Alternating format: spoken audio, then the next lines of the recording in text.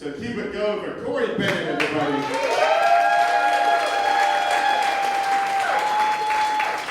How much fun you guys having tonight? Man, I am so happy to be here. I've been a little sad lately. I went through a breakup. Thank you. I was waiting for that. Let's try it again. Thank you. It happened a year ago. I dated this guy for 3 months, and when I told him that I wanted to be his boyfriend, his response was, "Oh, I'm busy." And I did not take the hint. I was like, "Me too, let's be busy together." He said, "Sure, buddy." And that's what pissed me off. I was like, "Buddy? I'm not your buddy, pal. I am your potential new boyfriend, and I should be addressed as such. Preferably by goddess. Perfection. The only man I've ever loved, right?" Thank you. He ghosted me. It's fine. I really just hate that we call it ghosting, though, because ghosts haunt you, which means they stick around. What we really should call it is being a cunt. No, I was really serious about that guy, and I spent a lot of time trying to figure out why. I mean, his dick was huge, but I don't think that was it. And yeah, I know, I look like someone who probably has daddy issues, and I do. But this guy was nothing like my father. He was black.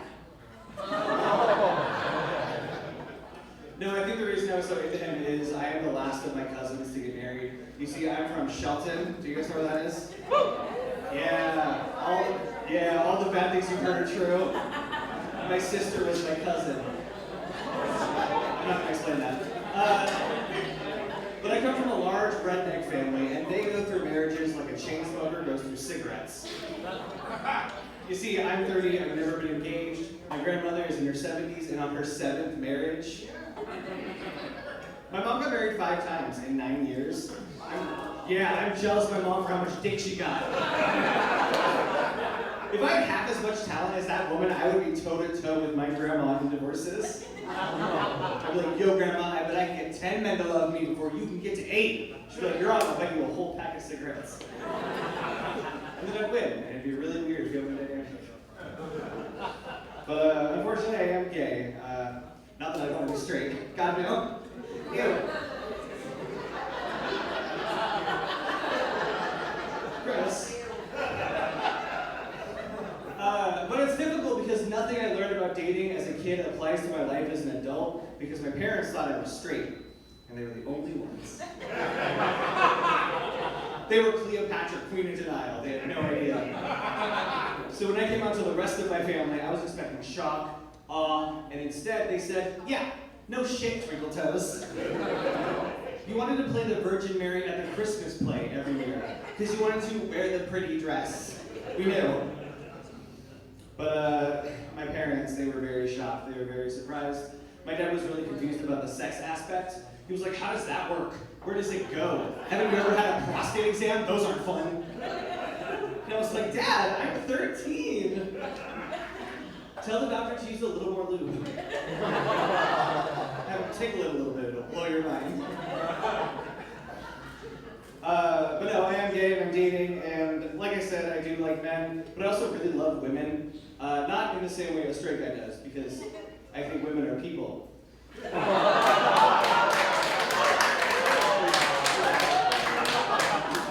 I do, I love women, I especially love drunk women. They are better than therapy. Do we have any drunk ladies here tonight? Yes, we are going to cry later after the show. Can't wait.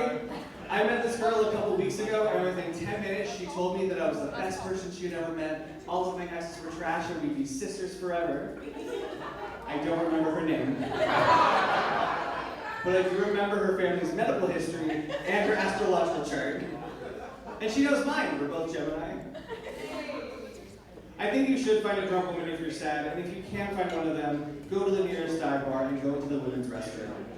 Not to find a woman, that's inappropriate. But read the writing on the wall. You know how dive bars always people write shit? In the women's restroom, it's the most philosophical, profound shit you'll ever read. It'll ask you if you've respected your boundaries yet today.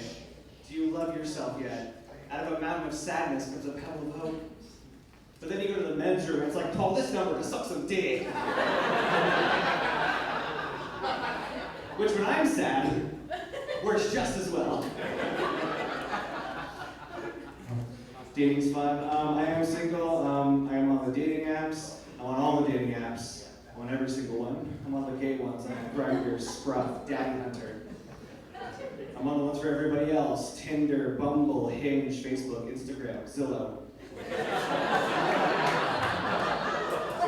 And I went into it being really mindful about it, right? Like I was gonna look at the guy's profile, read his picture, and instead I swipe for 2 seconds and it tells me that I'm out of potential matches. Like, sorry Corey, no more dudes for you. But if you pay us $30 a month, we'll show you more dudes who don't like you. These ones are in Canada. I'm like, sorry, me, whoa. Dating's hard. I gotta say, I am kind of jealous of straight guys because straight guys can just hit on girls anytime, anywhere, all the time. We expect it of them. Like they do it at a bar or the grocery store or at their own wedding. And it's fine. I was at a family event with my sister and she got hit on by her cousin. And the entire family was like, go girl, get it. It was me. I was the cousin. We call that a Sheldon threesome. So much fun. I gotta say, I've learned to love coming out, like especially the straight guys, when it's safe. If I'm back in Sheldon, I'm like, no, I love sports. Tight ends and balls. You're like, no, you don't, queer. But when I come out to straight guys, I get one of 3 responses. The first one's boring. They're like, cool. Lame, right? The second response is they're completely oblivious. Like I could be like, yes, queen, work, and they'd be like, did you get any pussy this weekend? I'm like, yes, Chad, I did. Other times they get defensive, they're like, it's fine that you're gay, bro, just don't hit on me. And I'm like, oh, I'm not gonna dudes who use 2-in-1 shampoo. I don't say that, I'm polite. I'm just like, oh man, dude, it's fine, you're not my type. And then they get defensive. They're like, wait, why not? And that's my favorite thing to do, because then I get to lean forward, I look them in the eye, and I say, we're more masculine men. And I watch them implode, it's so much fun. I do relate to women, though, a lot more than I do guys. When I hang out with guys, I code switch a lot more. Do you guys know what code switching is?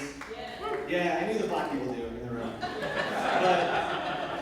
But when I'm around my guy friends, I'm like, yeah, tight ends again, more sports and balls and things, and it never works.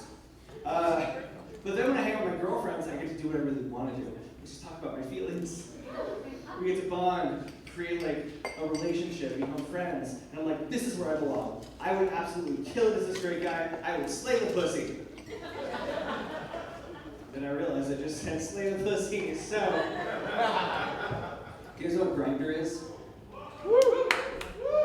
I'll see you guys on that later.